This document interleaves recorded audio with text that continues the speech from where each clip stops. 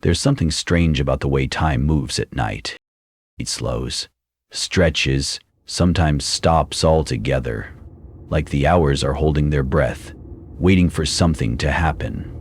That's what I remember thinking when I first took the night shift at the Everest Diner. Small town, small pay, smaller expectations. I'd been drifting between jobs ever since the layoff, and when I saw the "now hiring overnight shift" sign taped crooked in the window, I didn't hesitate. Rent was due, my phone was already cut off, I needed something. The diner sat on the edge of town like it had been there forever, all chrome and vinyl booths, with a flickering neon sign buzzing above the parking lot like a dying firefly. There was something comforting about its faded 1950 SF vibe. The kind of place that should be playing soft rock on the jukebox and serving truckers with nicknames like Big Hank and Two Cup Tony. But the comfort wore thin as soon as I stepped through the door. Live inside, it was too quiet. Not dead silence, more like the air itself was muffled, like sound couldn't fully form here. A pale yellow light washed over the booths, casting long, syrupy shadows across the checkered floor. The place looked clean enough, but it smelled faintly of freezer burn and old grease. Familiar, but distant, like a memory. A bell jingled above the door, and a man stepped out from behind the counter. Middle-aged, tired eyes, thin as a whisper. He wore a pressed white shirt and a paper hat that didn't quite fit right. "Name's Marvin," he said. "You'll be the new knight." I nodded and introduced myself. He didn't shake my hand, just stared for a moment too long, then motioned toward the back like I should follow. We passed the kitchen, where a man stood chopping something on a wooden block. He didn't look up as we passed, but I felt his eyes on me, somehow, like they followed from the corners. Rhythmic, steady, chop. "That's Thomas, he's the cook. Don't bother trying to chat, he's not the talking type," Marvin said over his shoulder. I wanted to ask what's he chopping when there's no order in, but the words stuck. Beyond the kitchen, we entered a small office with a wall clock that didn't tick and a metal desk with a single binder sitting on top. Marvin picked up the binder and handed it to me like it was a holy book. "Read this, all of it. You follow what's in there and you'll be fine. You break the order, we all pay." That last line hung heavy in the air. We all pay. I sat down and flipped it open. Everest Diner. Overnight procedure. Revised edition, 1983, 1996, 2007, 2019. Always check the freezer before 1:00 a.m. Do not ask customers any questions. The diner closes when the clock strikes 3:33. Do not leave before then. Do not go into the men's restroom. At 1:44 a.m., the jukebox will begin to play. No one will touch it. Let it play. If a child enters alone, do not speak to it. It is not lost.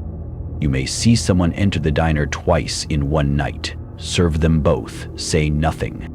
I read it twice, expecting some kind of punchline. Marvin didn't laugh. People like to say the graveyard shift's a drag. Here, it's something different. You don't break the order. You don't ask why. You'll understand soon enough. He turned to leave, pausing at the door. "Oh, and if Clarice gives you a look, just nod and do as she says. You'll know her when you see her." Clarice found me first. She came in exactly at midnight, her name tag faded beyond legibility, short silver hair, eyes like polished stone.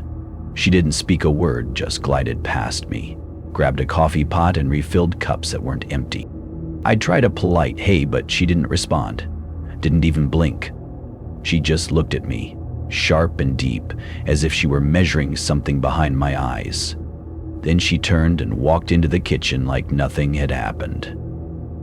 I stood there, palms sweating slightly, waiting for her to return.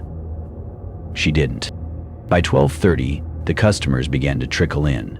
A man in a denim jacket with highway salt on his boots, a pale woman with a cracked leather purse, a man who sat down at the same booth, ordered the same black coffee, and never looked up once. They all seemed faded, like the color had been leached out of them somehow. No one spoke, not even to each other, but they ate. One point I turned to see a boy, no older than 8, standing just inside the entrance, barefoot, his hair soaked, as if he'd been in the rain. He didn't speak, didn't move, just stared at me. I opened my mouth to ask if he was lost, but then I remembered Rule 6. If a child enters alone, do not speak to it. It is not lost. The boy slowly walked to the corner booth and sat, hands folded in his lap. Clarice emerged from the kitchen moments later with a glass of milk and a grilled cheese already in hand. She never looked at him, just placed the food and walked away. At exactly 1:00 a.m., I checked the freezer. It was empty, except for a pair of boots, neatly placed near the back wall. Old leather, charred at the tips. I closed the door quietly and didn't look back. It wasn't until my break, around 2:00, that I noticed the busboy. He stood near the edge of the kitchen doorway, arms crossed, half in shadow. I hadn't seen him come in. Couldn't recall his name being mentioned. He just stood there, watching. His eyes never blinked. I raised a hand in a silent hello. He didn't move. But I felt something pass between us. Like he was trying to tell me something without sound. His gaze dropped ever so slightly toward the jukebox in the corner. It hadn't played yet. I nodded slowly. He vanished behind the swinging door. At exactly 1:44 a.m., the jukebox turned on. I was standing by the counter when it happened. I hadn't even noticed the machine before, but it sat in the corner by the window, covered in dust, a few of the plastic panels cracked or discolored. I was the only one in the diner, or so I thought. It started playing Blue Moon. No one touched it. I sure didn't. The sound was warped slightly, like it was coming through an old radio underwater, but it was clear enough. The voice, whatever it was, sounded sad in a way I can't describe. Not weepy or broken, just accepting. I'd expected it to end after one song, maybe two, but it just kept going, looping from one dusty track to another. Patsy gave way to Johnny Cash, then something older, a warbling, wordless tune that sounded like it had been recorded underwater. No one moved. No one looked at the jukebox, except me. I was refilling the salt shakers when I caught Clarice in my peripheral. She was standing still behind the counter, staring at me, not at the jukebox. Her eyes didn't blink, didn't twitch, just that cold, glassy look. And then she gave me a single, deliberate nod. I froze, shaker halfway to the table. There was nothing written about this in the binder. No Rule 8. No what to do when Clarice nods. You'll know her when you see her and do what she says. I set the shaker down, slowly walked back behind the counter, trying not to look too long at anyone. Their stillness was wrong, mannequin-like, like they weren't real customers but props waiting for a scene to begin. Clarice turned on her heel and headed toward the kitchen. I followed. Thomas was still chopping when we entered. Same wooden block, same steady rhythm. Only now I saw what he was cutting. A long strip of something dark and sinewy, too black to be meat, too fibrous to be vegetable. His eyes never left it, not once. Not even when Clarice placed her hand on the side of the fridge and pressed twice. Click, click, click. The back wall of the kitchen shuddered. I thought I imagined it at first, but no. There was a hidden seam in the tile. A narrow doorway disguised as the rest of the wall creaked open. Cold air rolled in. Clarice pointed. That was it. Just a finger aimed at the dark. My mouth went dry. I was about to ask what this was, but the words caught like barbed wire in my throat. Her look told me everything. Don't speak, don't ask, just obey. I stepped inside. The hallway was narrow, unlit. The temperature dropped with each step. I had no flashlight, but the faint hum of the jukebox carried through the vents, my only tether back to reality. The floor beneath my shoes wasn't tile anymore. It felt soft, damp, like moss or old carpet. After maybe 10 steps, I saw it. A metal tray on a table, waiting in the dark. A folded napkin. A steak knife. A plate covered by a silver dome. Next to it, a slip of paper. I leaned in. 213. Table 9. Do not uncover. Do not look. Serve warm. Something moved behind the wall. A slow scraping sound, like nails dragged across a chalkboard. I grabbed the tray, turned around, and realized the hallway had shortened. It was only 3 steps back to the kitchen now. I didn't ask how. Clarice was gone when I reemerged. Thomas was still chopping, though his blade moved faster now, like it was trying to catch up to something. I didn't look at the cutting board. I plated the dome dish, added a spoon, then carried it out to table 9. It was the child, and alone, still not speaking. His glass of milk is untouched, and the grilled cheese was cold. He looked at me, not afraid, not confused, just waiting, like he knew this was coming. I placed the dish in front of him without lifting the dome. He stared, then looked behind me. I turned. The busboy was standing there again, arms at his side, eyes locked with mine. No nod, no warning, just a slow blink. You did it wrong, his eyes seemed to say. You forgot something. Back in the kitchen, Clarice was waiting. She held something in her hand, a clean white apron neatly folded. I hadn't been wearing one, not officially. I hadn't even noticed. She placed it on the counter. Her hand lingered on it, then tapped the fabric twice. I picked it up and tied it around my waist. She nodded again, faintly this time, approving. But there was something else behind her. Just behind the swinging kitchen door, a figure passed, a tall man in a gray suit, wearing no shoes, with a briefcase in one hand. He didn't look at us, just made his way through the kitchen like he belonged there. Clarice didn't flinch. Thomas didn't pause his cutting. No one acknowledged him. He opened the freezer, stepped inside, closed it behind him, and vanished. At 3:33 a.m. sharp, the clock above the counter rang once, just once. The customers, those who hadn't already left, stood up and filed silently out. No tips, no thank yous, not a glance in my direction. They moved like they had rehearsed it. Clarice grabbed a rag and started wiping the counter. Thomas's chopping stopped, and the busboy, for the first time, walked past me toward the restroom hallway. I heard the men's room door click open, then slam shut. Rule 4 echoed in my head. Do not go into the men's restroom. I never saw the busboy come back out. I was starting to get used to the rhythm of the place, if you could call it that. There was something unnervingly consistent about the diner, like a loop that reset every night. Same coffee stains on the same tiles. Same low hum from the old jukebox in the corner, silent until 1:44 a.m. Even the air felt recycled, like I was breathing in yesterday's shift, and the day before that. But it wasn't just the customers who felt off. It was the staff.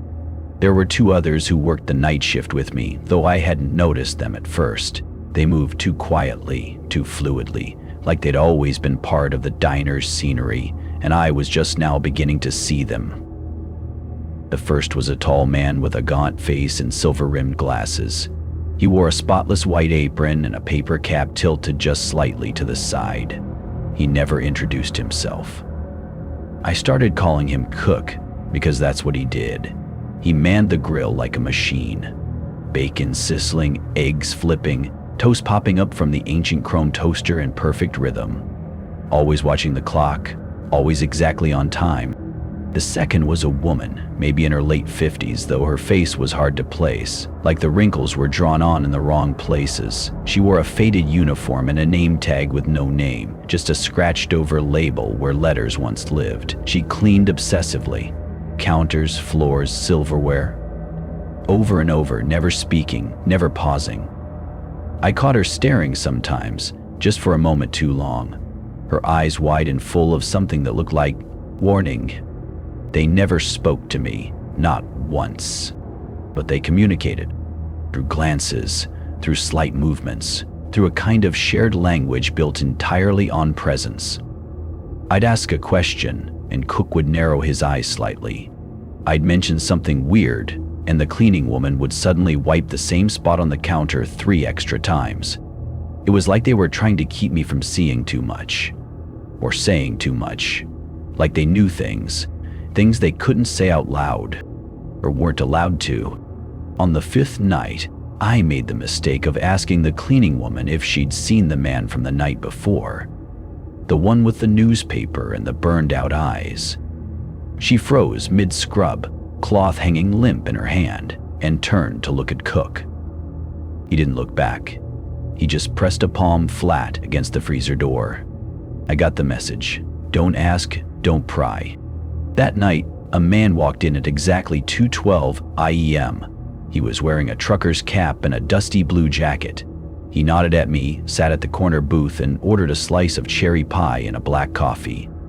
At 2:37 a.m. he walked in again. Same cap, same jacket, same face. He took the same seat, ordered the same pie. Neither version of him acknowledged the other. They just sat, staring into the swirling black coffee in front of them, like they were watching something move beneath the surface. My hands trembled as I carried over the second slice of pie. I looked at the cleaning woman. She didn't move, just watched me, her eyes wide and unblinking. Cook was humming under his breath, low, tuneless, and strange. I served them both, said nothing. I didn't sleep the next day. I couldn't. I sat on the floor of my apartment, staring at that damned rulebook. Do not ask customers any questions. You may see someone enter the diner twice in one night. Serve them both. Say nothing. The rulebook wasn't a list of guidelines. It was a shield. And I was starting to understand what it was protecting me from. By the 7th night, I stopped trying to talk to the staff. I started mimicking them, small nods, blinking twice to signal agreement, the bearish shrug when something didn't sit right. They seemed to respect that, and yet something had shifted. That night I walked in to find the freezer door open. Cook was nowhere to be seen. The cleaning woman was standing in the middle of the diner, staring toward the back hallway, toward the men's restroom. The air was cold, too cold. She turned her head slightly toward me, not fully, just enough to make it clear.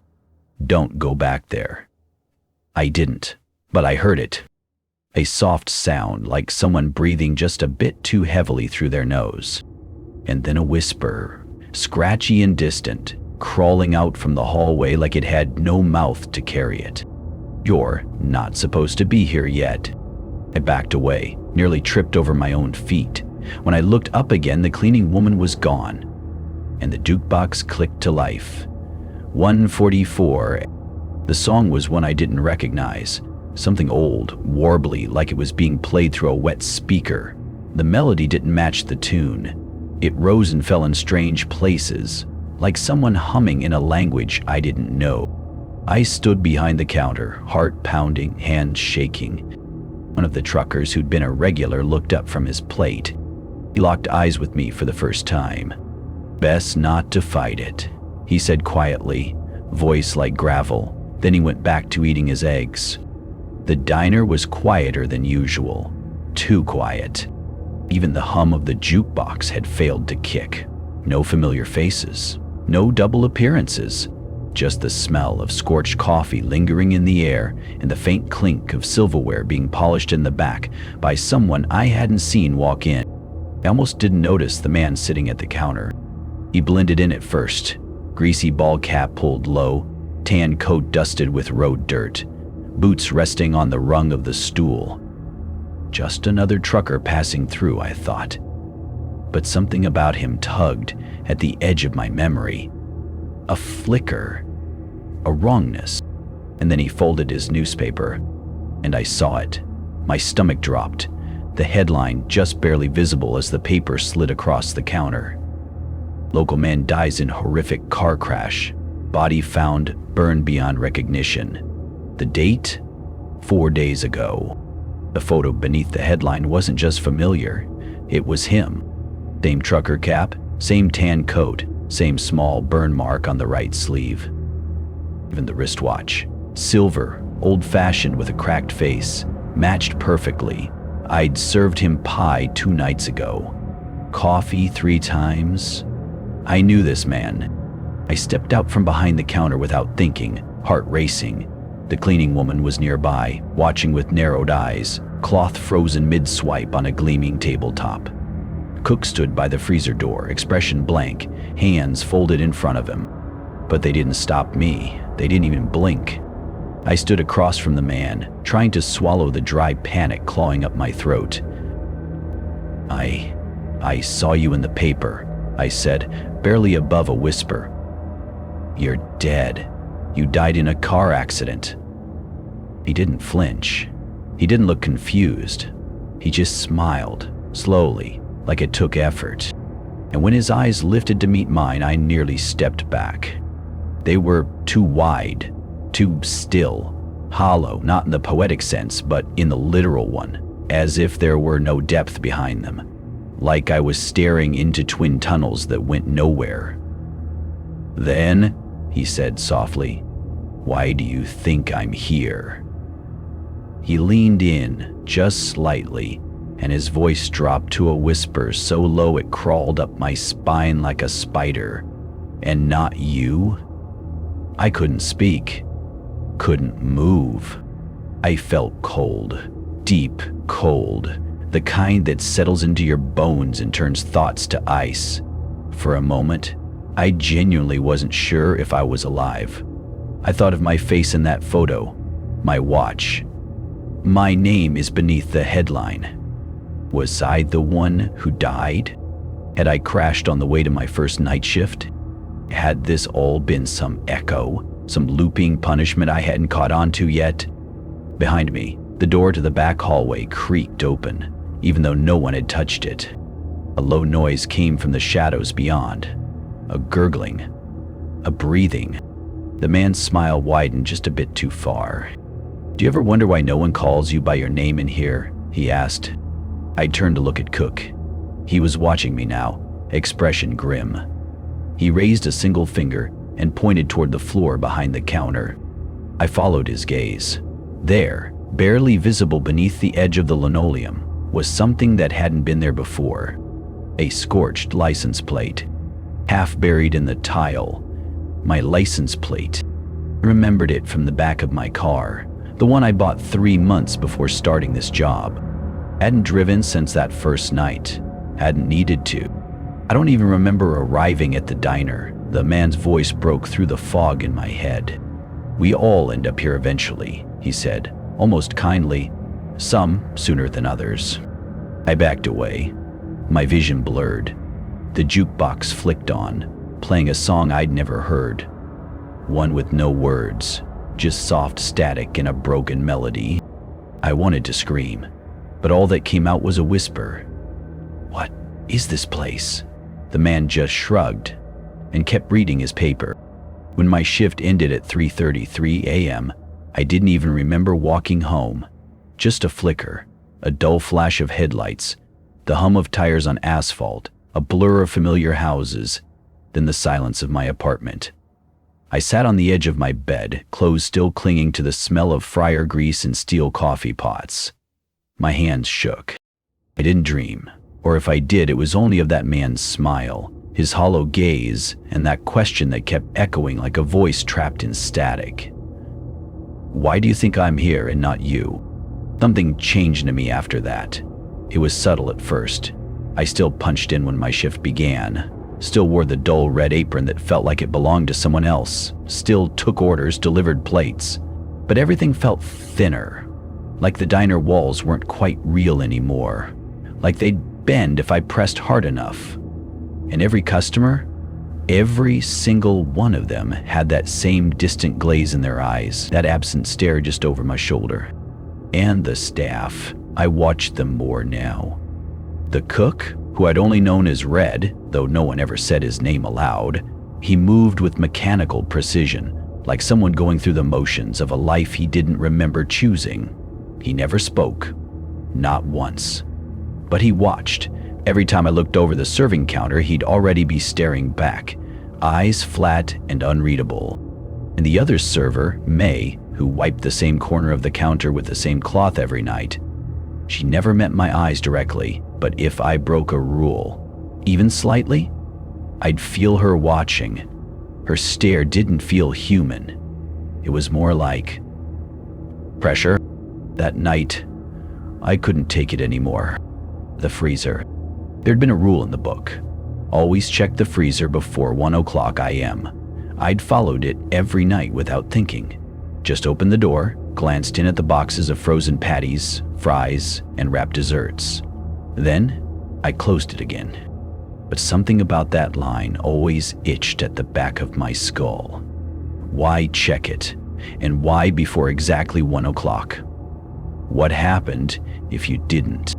So, that night, when the clock above the register read 1:03, I stood at the walk-in freezer door, fingers trembling over the handle. Behind me, I could hear the soft shuffle of May wiping her cloth, the low sizzle from the kitchen, but no one said a word, not even with their eyes. I opened the freezer door and stepped inside. The air hit me like a wave, biting cold, sharper than I remembered. The usual boxes were there, stacked neatly, but as I stepped deeper, I saw something that caught my breath in my throat. Along the back wall, half concealed behind a plastic curtain of hanging insulation flaps, were several old wooden crates. Not cardboard, not plastic, wooden, with rusted metal clasps and black markers scrawled across the lids. I crouched beside one and wiped the frost from its top. The handwriting was jagged, faded with age. Edgar Wells, March 1992. In, I opened it. Inside was a carefully folded denim jacket, a cracked Polaroid of a young man leaning against a red pickup, a watch, its face spiderwebbed with cracks, and a key. Just one. No food, no supplies, just memories. I opened another. Arlene, December 2006. Inside were a pair of ballet slippers, a yellowed notebook, and a doll with no eyes. The cold seeped through my skin. My breath came in shallow clouds. I felt like I was touching something sacred, something I wasn't meant to see. One by one, I opened the boxes. Each one held artifacts, pieces of lives that no longer existed, names I didn't recognize, but somehow felt familiar, objects that held sorrow like stains in the fabric. And then, I found a box with no name. Just a strip of duct tape across the lid, blank. I hesitated. My fingers hovered, the cold numbing my skin. Then I opened it. Inside was a cracked cell phone, a lighter, a shattered pair of glasses, and a scrap of fabric that looked like it had been torn from a car seat. I didn't know why, but I knew it was mine. A spike of nausea twisted in my gut. I dropped the phone and stumbled back, knocking over a box that spilled its contents across the freezer floor. Old train tickets, a driver's license burned around the edges, children's drawings crumpled and yellowed. I turned and ran, back into the warm fluorescent hum of the diner. The freezer doors slammed shut behind me, but the cold still clung to my skin. May was standing at the counter, still wiping the same corner, but now she was staring at me. So was Red. So were the customers. Every head turned in quiet unison, their eyes glinting like glass. No one said anything, but in their gaze, I felt it. You know now. You've seen what's behind the curtain. You've opened the box with your name on it. You've broken the rule. And in this place, rules are the only thing keeping the balance. The next few nights at the diner passed in a haze. I kept working, taking orders, pouring coffee that never seemed to go cold, refilling creamers that never ran out. The usual songs hummed faintly through the radio above the register, static-heavy tunes from decades ago. The clink of forks and spoons against porcelain echoed off the tiled floor, unchanged. The same customers, the same faces. Only now, I knew, and knowing changed everything. My memories, those few I thought I had, began to unravel. Not suddenly, not like some dramatic flood, just small tears at the edges. My apartment, the one I walked home to after each shift, I couldn't recall what the front door looked like. My name, my actual name, drifted farther away each time someone spoke to me and never used it. I used to think I was a man just trying to make ends meet, just doing a job, taking night shifts at a strange little roadside diner. But now, I could see it clearly. The accident. It had happened years ago. A rainy highway, too much fog, headlights that shouldn't have been in my lane. Then fire, glass, silence. I never made it home. I never made it out.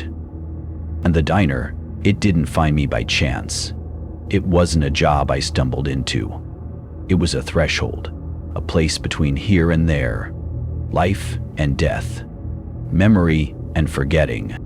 The boxes in the freezer were memorials to those who hadn't yet realized what they were, objects that kept us anchored. Mine was in there too, that shattered phone, the broken glasses. The threadbare seatbelt strap had my blood still crusted on the edge. I hadn't felt cold since I saw it. I didn't feel anything at all. It should have broken me, this realization. It should have shattered something deep inside, like learning your whole existence had been a dream. But instead, I felt calm, like all the weight I'd carried for so long had quietly lifted from my shoulders. No more bills, no rent, no guilt, no struggling to make ends meet, no fear of dying because I had already died.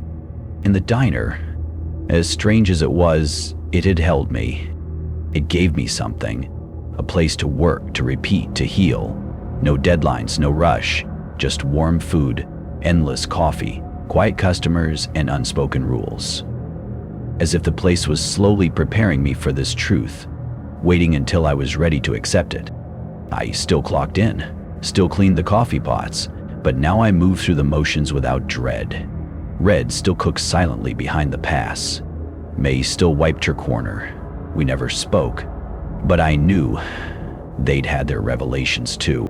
We were all stuck here, not because we were punished, but because we were unfinished. And once you see it, really see it, you begin to notice things. Like how the jukebox never plays the same song in the same order, or how the clock above the register always pauses at 3:33 a.m. for exactly 10 seconds, then skips forward, or how the customers sometimes cry softly into their pie, but don't know why. It's a place of echoes, a place where the weight of the world fades away. And that night, for the first time, I didn't flinch when I saw the man from the newspaper sitting at the counter again. He nodded at me.